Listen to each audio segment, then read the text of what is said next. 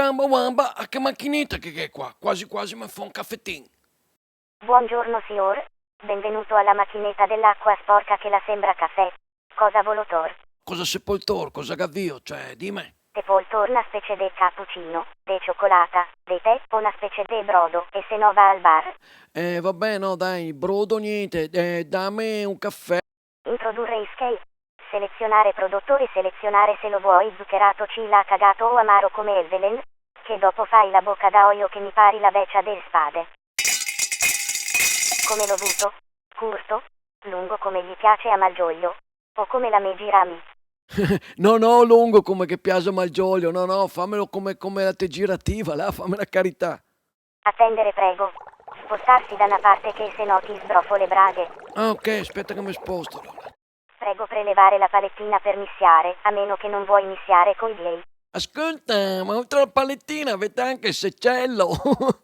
Ma lo sai che sei simpatico come le fregole nelle mutande. Ciamba wamba che permalosa invece, oh scusa.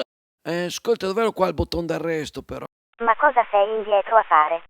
Cosa so indietro a fare? Sto cercando il bottone d'arresto, ho messo solo 5 euro invece. Tanto il resto non te lo do neanche se bali il tuca con le culate di fuori. Come non te mi arresto invece? Ah, che te ribalto la macchinetta qua. Arda che crisi in giro, che ho una famiglia, ho due macchinette de ciunghe piccole da mantenere a casa e me Maria il vende le medicine fora dalla farmacia de Dossobon. Ho capito che te che le macchinette di ciunga da mantenere la famiglia eccetera, invece, ma che crisi per tutti, Adesso va fora dai ovi che son fastidiosa, ho il ciclo, e il triciclo, e il motociclo e anche il ciclostile.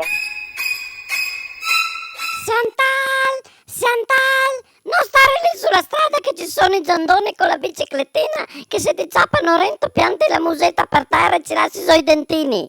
Vai a giocare con le pettoline dei gatti sul sabbione dei muradori, corri e mettiti rento la blusetta che sei tutta sbigolata che mi pari una sengaletta. Hai sudato come una cavretta che sei tutta imbombicata.